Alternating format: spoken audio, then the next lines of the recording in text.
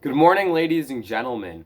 In today's video, I am going to be discussing last night's game between the Milwaukee Bucks and the Indiana Pacers. This was the second night of a back-to-back for the Pacers, and they obviously were showing some signs of fatigue. They allowed the Bucks to get a lot of really good looks from beyond the arc, and that led to the Bucks running away with a 130-110 victory.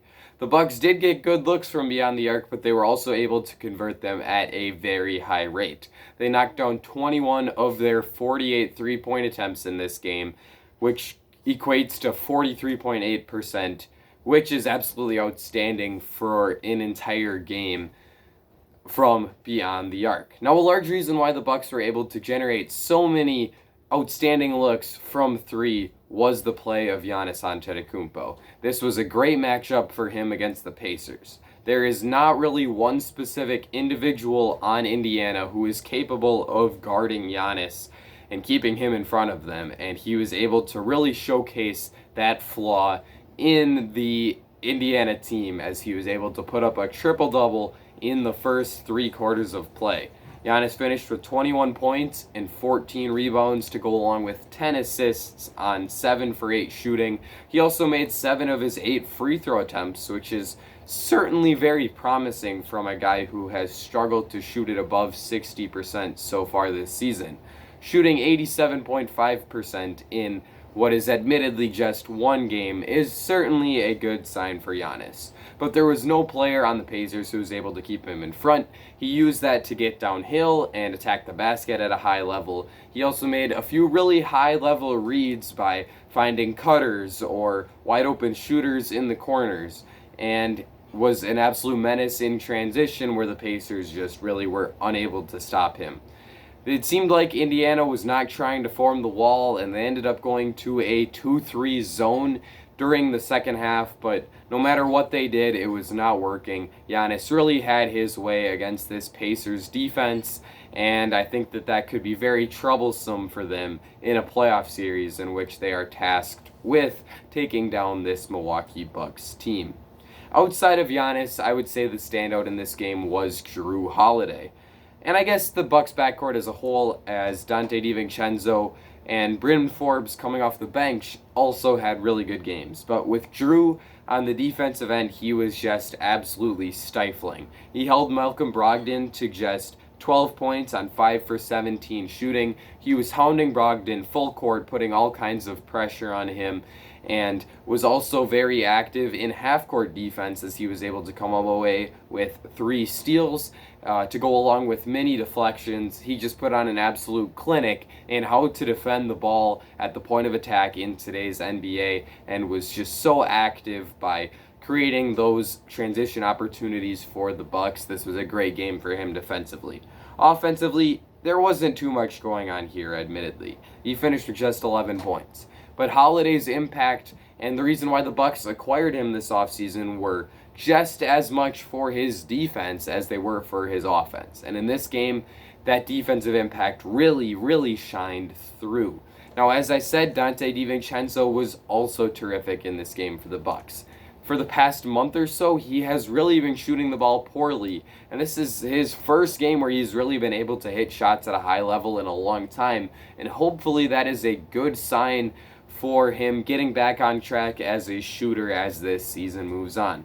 Donte had 16 points on 6 for 11 shooting, but more importantly, he made 4 of his 8 three-point attempts. I can't remember a game where he made more than 1 or 2 threes in a long time, so it was great to see Donte look confident and catch and shoot looks. He still isn't hitting his shots off the dribble, but when you're playing with Giannis, the catch and shoot is what is very important, and Donte was able to hit that. He also, as always, was a plus defender. There is one particular play where he made a really nice effort to hustle after Jeremy Lamb after a pick and roll, and he was able to deflect a pull-up jumper from Lamb and ended up creating a transition opportunity where Chris Middleton threw a court-long pass. Lamb fouled Giannis going up for before Giannis was able to go up for a layup. It created a clear path foul where the Bucks were able to get 2 shots and the ball. So really key play from DiVincenzo there, and I really liked what he did for the Bucks on both ends of the court. Off the bench, as I said, Bryn Forbes was absolutely terrific, hitting shots from 3 where he was 4 for 7, as well as in the mid-range where he has admittedly become a bit overconfident but is still able to knock those down at a high rate. He was 8 for 15 from the field as a whole and finished with 20 points. This was probably the best game of his young Bucks career, and he looks so confident as a shooter. It has especially benefited him becoming Giannis' teammate. He has great chemistry with the 2-time reigning MVP already, and I think that that has led to him having this start to the year where he's able to generate so many looks. He's shooting well over 40% from 3 so far this season, and I'm not necessarily sure that if I were a Bucks opponent, that's something that I would bet on concluding. So, really liked what I saw from Bryn Forbes tonight, but he certainly was not the only Bucks bench contributor who was knocking down shots.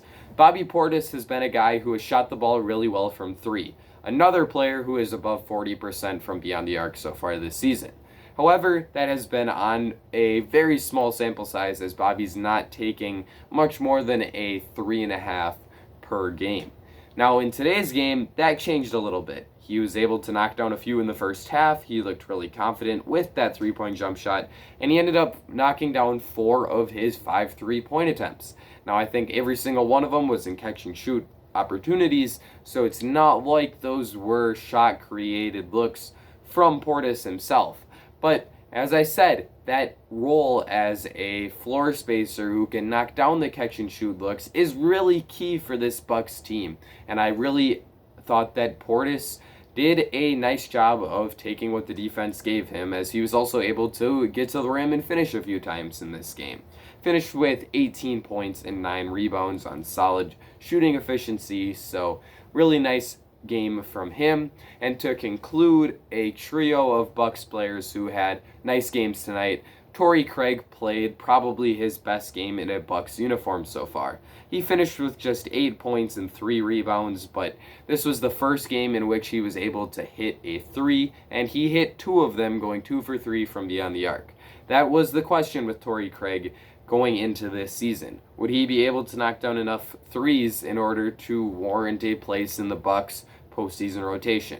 And seeing him shoot the ball confidently is a good sign. Now his form is a little weird, and I'm not sure that I think the ball is going in when he shoots it, but as long as it is going in, that's what really counts.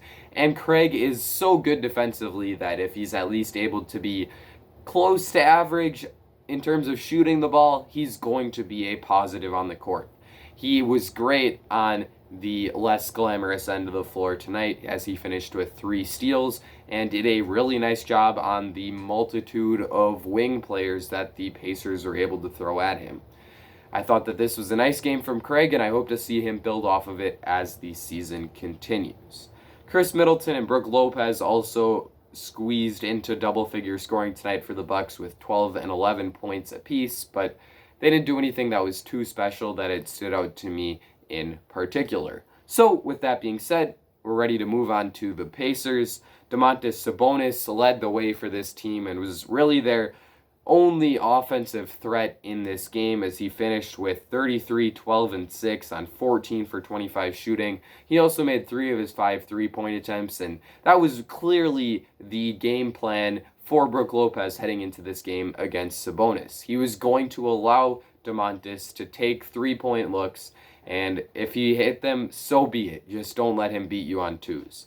And Sabonis beat them on 3s and 2s. He was able to knock down 3 of those 5 3s, and I think that when he shot those looks, it was a successful possession for the Bucks. He just happened to hit them at a higher rate than I think that you can usually bank on if you're a Pacers supporter.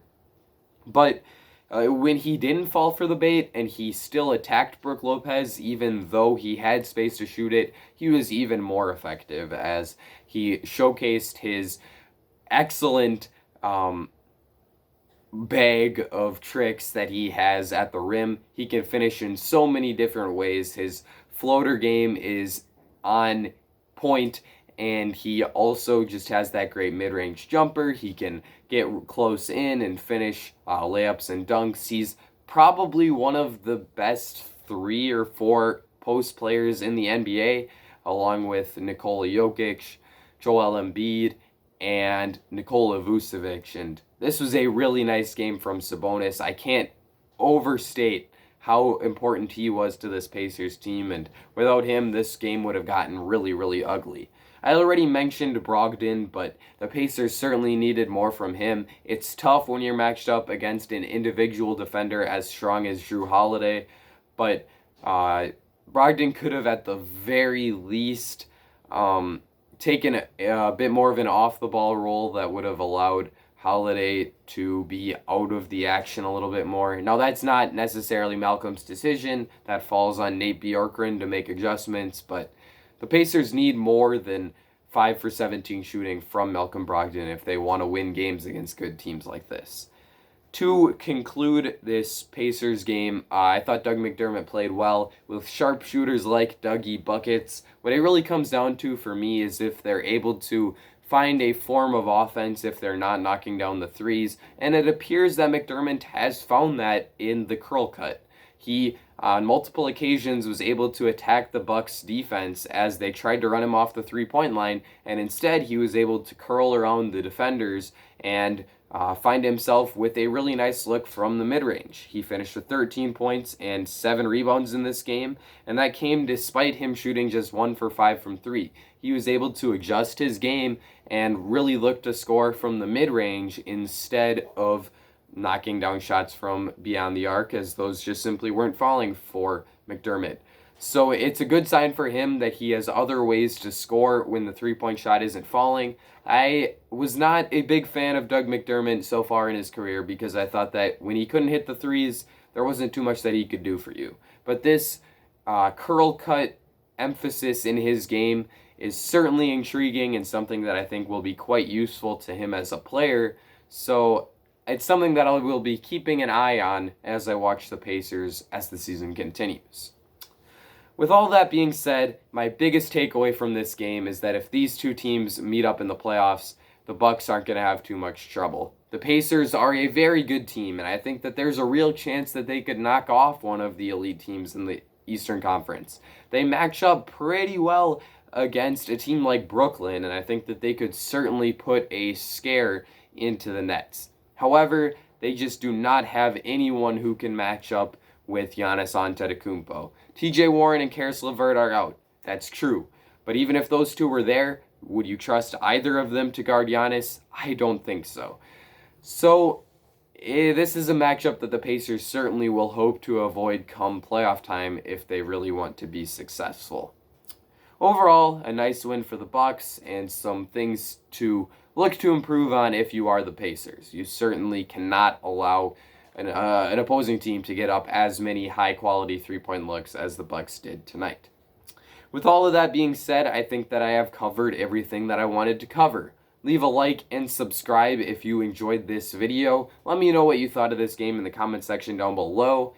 That's going to be it for me. Ladies and gentlemen, I will see you all again very soon.